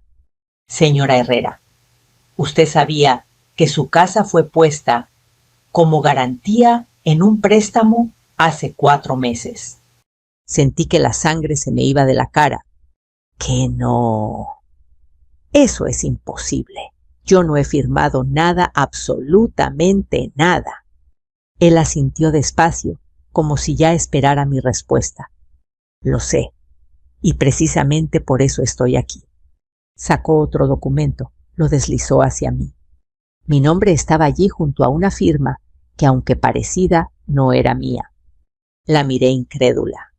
«Esta firma está falsificada», dije con un temblor que me llenó de rabia y miedo. «Correcto. Y por eso la institución financiera nos contactó. El préstamo está en proceso de cobro, y si no se aclara, podrían ejecutar la garantía. Mi casa, mi vida, mis recuerdos, todo pendía de un hilo». Tragué saliva con dificultad. «¿Quién hizo esto?», pregunté, aunque una parte de mí ya sabía la respuesta. El licenciado entrecerró los ojos como si calibrara cómo decirlo. «Los documentos fueron gestionados por su nuera Marisol». El nombre golpeó mi pecho como una piedra pesada. Respiré hondo, buscando aire que no llegaba. «¿Cómo lo sabe?». Dejó rastros. Firmó 2 formularios con su nombre verdadero y recientemente intentó retirar efectivo del préstamo con una identificación que, digamos que era dudosa. Mis manos se cerraron en puños. Marisol. La misma joven que había visto lanzar una maleta al lago. La misma que venía actuando extraño por semanas. La misma que escribía notas pidiendo perdón antes de ahogarlas en silencio. Pero aún sabiendo todo eso, una parte de mí se resistía a verla como una delincuente. Ella no era mala. Era frágil, impulsiva, llena de miedo. Y yo había sido testigo de cómo la vida la había golpeado una y otra vez desde que Julián la llevó a casa. «Licenciado», dije con la voz hecha un hilo, «¿cree que ella quería quitarme la casa?». Él respiró hondo, como quien se prepara para soltar una verdad delicada. «No lo sé con certeza. Lo que sí sé es que está metida en un problema muy serio. Un problema que podría arrastrarla a ella y a usted». El silencio se hizo espeso entre nosotros. Pude escuchar el tic-tac del reloj de la sala, ese reloj antiguo que había sido de mi madre. De pronto, cada sonido parecía resonar demasiado fuerte, como si el tiempo mismo quisiera obligarme a reaccionar. ¿Dónde está Marisol ahora?, pregunté finalmente. El licenciado negó con la cabeza. Desapareció desde la mañana. Nadie ha podido localizarla. Pero dejó esto en mi oficina hace 2 días. Sacó un papel arrugado doblado varias veces. Me lo entregó. Lo abrí con cuidado. Era una carta escrita con la letra insegura de Marisol. No quise hacerle daño a nadie. Tenía miedo. No sabía que vendrían por la casa. Perdón, Elena. Solo quiero proteger a mi hijo. Mi hijo. Mi Julián. Algo dentro de mí se rompió. ¿Protección de qué?, pregunté casi sin voz. No lo sé, respondió él. Pero por la forma en que dejó esto en mi oficina, creo que ella siente que alguien la está presionando. Me llevé una mano al pecho. Un presentimiento viejo y molesto me hizo temblar. Licenciado, ¿cree que alguien más esté detrás de esto? Me miró fijo. Sí, alguien que sabe falsificar documentos, mover dinero, presionar a personas vulnerables. Y alguien que tal vez sabe que usted ha encontrado la maleta. Mi respiración se cortó. ¿Cómo sabe lo de la maleta?, pregunté con los ojos muy abiertos. El licenciado tomó aire y dijo lentamente: porque no es la primera vez que alguien intenta ocultar evidencia arrojándola al lago, y esa maleta no era la única. Un escalofrío me recorrió la espalda de arriba abajo. Señora Herrera no está sola en esto, continuó, pero necesitamos que nos diga todo lo que haya encontrado. Volteé hacia la mesa del comedor. La maleta empapada estaba allí, aún abierta, con los documentos húmedos, el dinero, la caja metálica sin abrir. Entonces sentí un golpe seco en el pecho. No de miedo, sino de certeza. Hasta ese momento yo creía que Marisol actuaba por impulsos, por torpeza, por pánico. Pero ahora entendía algo más profundo. Marisol no estaba huyendo de mí. Estaba huyendo de alguien más. Alguien que había usado mi casa, su nombre y su miedo. Alguien que todavía andaba suelto. Me enderecé con una fuerza nueva en mi voz. Licenciado, si quiere la verdad aquí la tiene, pero primero dígame una cosa. Él levantó la vista. ¿Estoy en peligro? El silencio que siguió fue la respuesta más aterradora que pude haber recibido. El licenciado Salvatierra no respondió de inmediato. Su silencio era más inquietante que cualquier palabra. Se ajustó los lentes, dejó el sobre la mesa y exhaló despacio, como si pensara cuidadosamente cómo no asustar a una mujer de mi edad, aunque ya era demasiado tarde para eso. Señora Elena, dijo al fin, creo que sí. No un peligro mortal, al menos no según lo que sabemos, pero sí un peligro real. Uno que involucra dinero, presión y personas que no temen usar a otros como herramientas. Mi piel se erizó. No sabía si era por el frío que había quedado en mi ropa mojada del lago o por las palabras. ¿Personas? ¿Quiénes?, pregunté tragando saliva. Él abrió la carpeta, revisó algunas hojas y señaló un nombre subrayado. Este préstamo no fue gestionado por su nuera sola. Hay un asesor independiente que aparece como intermediario. Un hombre que ha estado vinculado con fraudes menores en Morelia, Uruapan, y una investigación pendiente en Tonalá. Señaló el nombre. Roberto Argüello. Un escalofrío me recorrió la espalda. Ese nombre, yo ya lo había escuchado. ¿Lo conoce?, preguntó él con el ceño ligeramente fruncido. Me llevé una mano al pecho. Hace 2 meses este hombre vino a mi casa diciendo que trabajaba con Julián. Quería convencerme de invertir en un proyecto seguro. Yo lo rechacé. Pero ahora pienso que no fue coincidencia. El licenciado cerró los ojos como quien confirma una sospecha. Entonces Marisol no actuó sola. Fue manipulada, presionada o engañada por este hombre. Miré la maleta, la caja metálica, la nota de Marisol pidiendo perdón. Todo empezaba a encajar de una manera que me dolía aceptar. Licenciado, ¿cree que Marisol está en peligro? Su mirada fue directa. Sí, y creo que usted también si no actuamos con cuidado. Yo nunca había sido una mujer valiente, pero el solo pensar que mi nuera imperfecta, impulsiva, miedosa, pero buena en el fondo, pudiera estar sola ante alguien así, me llenó de una fuerza que no sabía que tenía. Inspiré profundo. Dígame qué tengo que hacer. Primero necesito ver todo lo que había en la maleta. Asentí.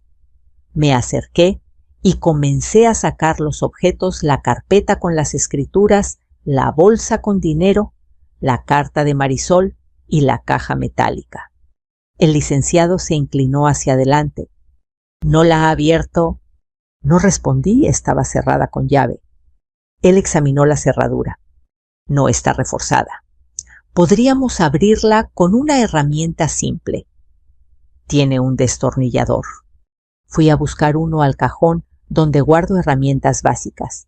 Cuando regresé, él ya había acomodado la caja sobre un trapo seco como si fuera evidencia de un crimen. Voy a levantar la tapa con cuidado, advirtió. Si hay documentos importantes podrían dañarse. Metió la punta del destornillador en la pequeña ranura y aplicó presión. La caja cedió después de un par de rechinidos. Cuando la abrió, los dos nos quedamos en silencio. Dentro había un celular antiguo sin batería, una carpeta pequeña con varios recibos, fotografías arrugadas y un llavero con una llave muy peculiar marcada con una R. Sentí un vuelco en el estómago. ¿Ese celular? Susurré. Es de Marisol. Se lo quitó Julián cuando discutieron por última vez. Salvatierra encendió su linterna para revisar mejor. Este modelo puede tener mensajes o datos útiles si conseguimos un cargador. Luego abrió la carpeta de recibos. Yo observaba cada uno con creciente inquietud. Todos estos pagos, murmuró, él fueron hechos por Marisol a la misma persona. Lobé señaló el nombre de nuevo. Argüello. Pequeñas cantidades primero, luego más grandes. Era evidente. Ella le estaba pagando. ¿Por miedo, por chantaje, por algo que no había querido decirnos? Las fotografías eran incluso más inquietantes. Eran fotos tomadas desde lejos. Fotos de mi casa, de la puerta, del jardín, de mi auto. Algunas tomadas de día, otras por la noche. Mi respiración se aceleró. ¿Quién tomó estas fotos?, pregunté con la voz apagada. El licenciado levantó una de ellas. Por el ángulo, por la distancia, diría que alguien las tomó escondido vigilando la casa. Se me doblaron las rodillas. Me sostuve en la mesa. Licenciado, ¿acaso nos estaban vigilando? ¿A mí? ¿A Marisol? Él asintió con gravedad.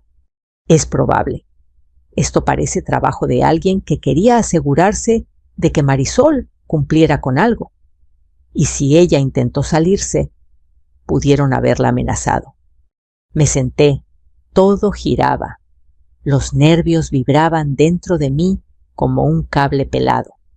Y la llave, pregunté recuperando un poco de fuerza. Salvatierra la examinó. Podría ser de una bodega, un casillero, un cuarto de almacenamiento. De hecho, se detuvo. Me miró con seriedad. Este tipo de llave se usa mucho en los almacenes alrededor de la carretera vieja rumbo al lago. El corazón me dio un salto. Marisol estuvo por allá la semana pasada, dije. Dijo que iba a ver a una amiga. Pero ahora creo que mintió. El licenciado respiró hondo. Necesitamos encontrar ese lugar. Puede ser la única pista verdadera sobre dónde está ella ahora y sobre lo que está pasando en realidad. Me quedé en silencio mirando la llave. Pequeña, brillante, inofensiva a simple vista. Pero en ese momento supe que era la pieza que faltaba en un rompecabezas que estaba a punto de revelarse. Y lo más inquietante era que Marisol no había lanzado la maleta para deshacerse de evidencia.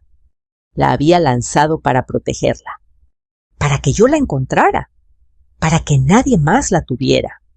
Licenciado, dije, finalmente tenemos que ir por esa bodega.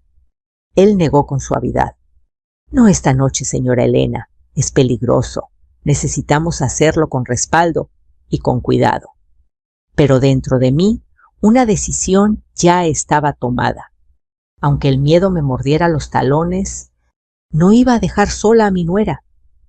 No esta vez, no cuando sé que alguien la está obligando a huir. Esa noche casi no dormí. El licenciado Salvatierra se marchó pasadas las 9, llevándose copias de los documentos y prometiendo volver al día siguiente con más información. Pero apenas cerró la puerta, el silencio de la casa se volvió tan pesado que parecía que las paredes respiraban conmigo. El reloj marcaba las 10:43 cuando me senté en la mesa del comedor otra vez. La maleta, la caja abierta, las fotos. Todo seguía allí, como si me miraran, como si me exigieran algo.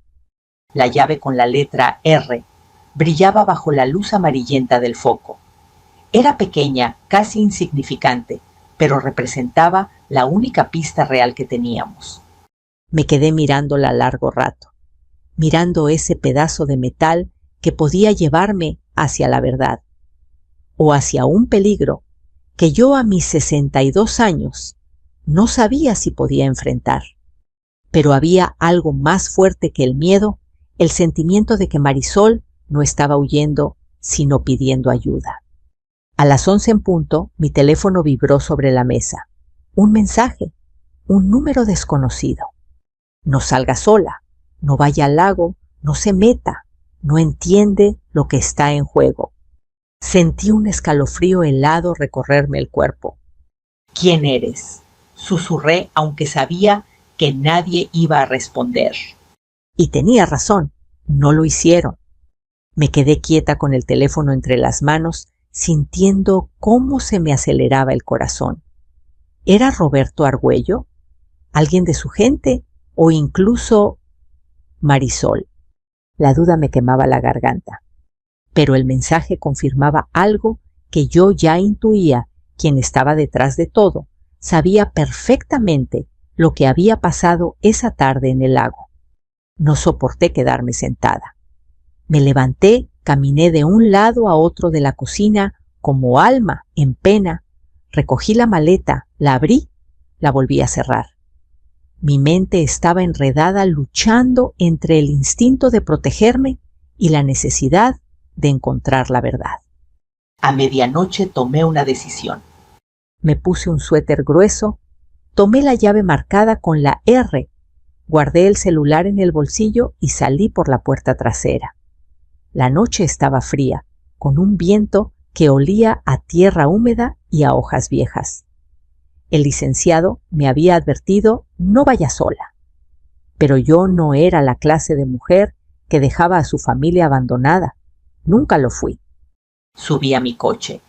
La llave tembló entre mis dedos, no porque hiciera frío, sino porque sabía que estaba cruzando una línea que no se debía cruzar sin estar preparada. Encendí el motor y avancé despacio hacia la carretera vieja esa que llevaba al lago y a los almacenes que mencionó Salvatierra. La luna estaba alta, iluminando la tierra reseca y los postes de madera que parecían guardianes cansados. Mientras manejaba, recordé la primera vez que vi a Marisol. Estaba sentada en la banca de la clínica, donde trabajaba con una blusa azul deshilada y el cabello mal recogido. Tenía los ojos tristes, pero cuando Julián le habló Ella sonrió de una manera tan sincera que cualquiera habría dicho que era una muchacha noble. Yo no creía en los prejuicios. Si una muchacha llegaba con miedo, yo la protegía. Siempre lo hice. Entonces, ¿cómo llegamos a esto? ¿Cómo llegó ella a terminar envuelta en documentos falsificados, préstamos imposibles y amenazas? Apreté el volante con fuerza. Había algo más en todo esto, algo que aún no veía con claridad. Después de 20 minutos manejando la carretera, se volvió más estrecha. Pasé junto a 3 almacenes abandonados, con grafitis, puertas abolladas y ventanas rotas. El cuarto almacén tenía una puerta metálica gris con un número casi borrado B17. Me estacioné a unos metros. El corazón me golpeaba el pecho. Saqué la llave y la sostuve bajo la luz interior del coche. La letra R brilló como un pequeño fuego. Respiré hondo, abrí la puerta del coche y caminé hacia el almacén. El crujir de la grava bajo mis zapatos resonó como si alguien caminara detrás de mí. Llegué a la puerta. La cerradura estaba vieja, oxidada, pero intacta. Metí la llave con cuidado. Encajó. La giré. ¡Clac! La puerta se abrió unos centímetros. Un olor a polvo, humedad y metal viejo me envolvió. Empujé. El interior estaba casi oscuro por completo, salvo por una pequeña luz al fondo, como si alguien hubiera dejado una lámpara encendida entre cajas y estantes. Mis pasos resonaron en el piso de concreto. Marisol, llamé en voz baja. No hubo respuesta. Avancé despacio sin hacer ruido, sintiendo cada latido en mis oídos. Pasé junto a cajas apiladas, cubiertas con mantas, herramientas viejas, un carrito oxidado. La tenue luz provenía de un pequeño escritorio al fondo. Me acerqué. Allí había un cuaderno abierto, un vaso con restos de café y un frasco con medicinas. Toqué el cuaderno.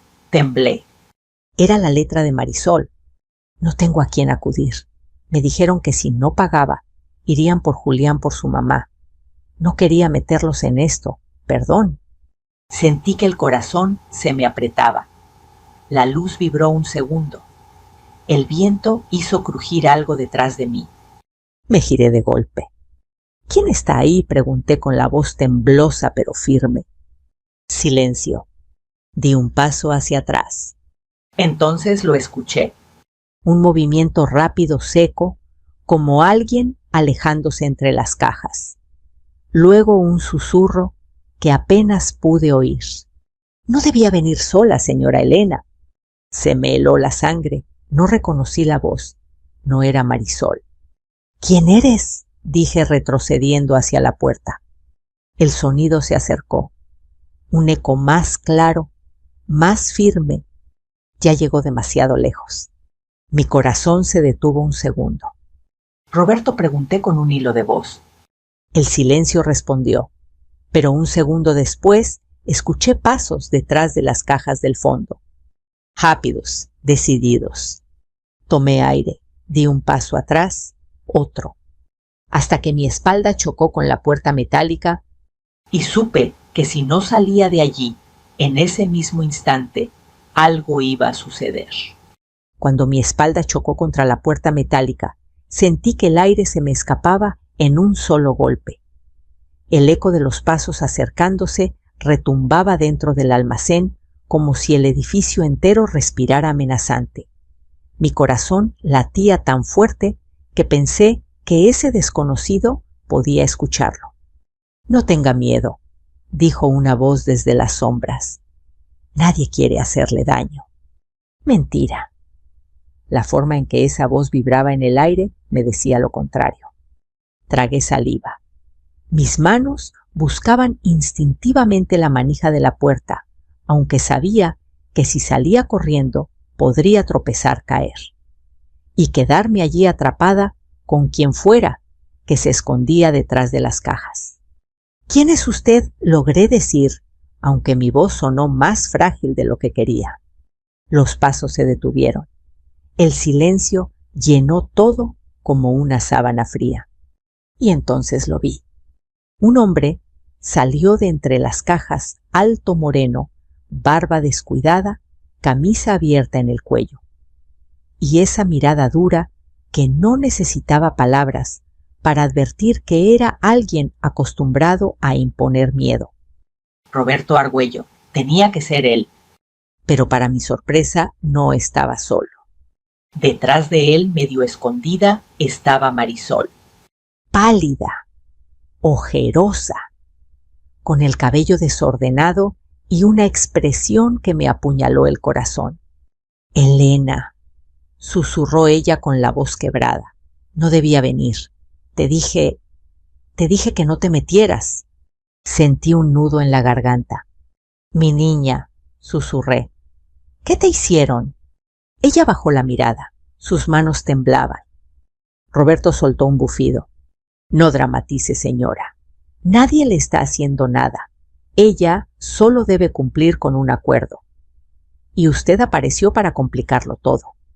¿Un acuerdo?, pregunté, alzando la voz sin querer. ¿Es por eso que falsificaron mi firma? ¿Por eso la endeudaste? ¿Por eso la vigilabas? Roberto sonrió sin humor. Negocios, señora Elena. Solo negocios. Marisol sabía lo que hacía. Marisol negó con la cabeza con lágrimas silenciosas. No, yo solo quería proteger a Julián. Este hombre me dijo que si no pagaba, lo perderíamos todo. La casa, el trabajo, hasta la tranquilidad. Entonces entendí. Todo cobró sentido. La desesperación de Marisol, la maleta lanzada al lago, la carta pidiendo perdón, el miedo escondido en cada gesto suyo durante semanas. Ella había sido víctima del chantaje, la manipulación, del temor constante. Mi pecho ardió de rabia. Usted abusó de ella, dije entre dientes, y quiso usar mi casa como anzuelo. Roberto dio un paso hacia mí amenazante. Cálmese, señora. No vine a discutir con una anciana, solo vine por lo que me corresponde. ¿Qué es lo que quiere?, pregunté, aunque el temblor en mis manos era evidente. Él sonrió, y en ese gesto vi todas las cosas terribles que hace la gente cuando piensa que nadie los detendrá. La carpeta dijo, los papeles, todo lo que había en la maleta, y la llave. Instintivamente apreté la llave en mi bolsillo. Y fue en ese mismo instante que escuché algo detrás de la puerta del almacén. Un motor, un auto frenando, luego voces, luego pasos. Roberto frunció el ceño. ¿Esperaba a alguien? Yo también fruncí el ceño. No había llamado a nadie. Pero entonces escuché una voz firme, clara, con autoridad. Policía, nadie se mueva. El licenciado Salvatierra entró primero, seguido de 2 agentes de seguridad privada y luego un par de policías municipales. El almacén se llenó de luz, de orden, de seguridad. Roberto levantó las manos sorprendido. ¿Qué demonios? ¿Cómo me encontraron? El licenciado se cruzó de brazos. Señor Argüello, la señora Elena no está sola en esto. Y usted cometió errores, varios. Marisol rompió en llanto. Yo corrí hacia ella y la abracé con todas mis fuerzas. Lo que pasó después fue rápido. Los policías esposaron a Roberto. Confiscaron documentos, tomaron fotos, aseguraron el lugar. Marisol, temblando, contó todo, cómo la había presionado, cómo la amenazó con perjudicar a Julián, cómo falsificó firmas y la obligó a pedir préstamos.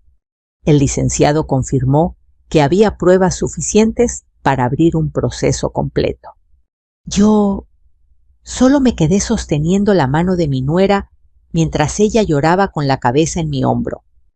Perdón, repetía una y otra vez. Perdón, suegra. Yo no quería meterla en esto. Tenía miedo. No sabía qué hacer. La abracé más fuerte. Ya pasó, mi niña. Ya estás a salvo. Lo peor ya pasó. Cuando por fin salimos del almacén, el cielo comenzaba a aclarar con un tono azul tenue como un recordatorio de que la noche más larga siempre termina dejando paso a la luz. El licenciado caminó a mi lado. Señora Elena, si usted no hubiera seguido la pista de la llave, quizá Marisol no estaría viva. Yo suspiré. Mi corazón aún dolía, pero ahora por razones distintas.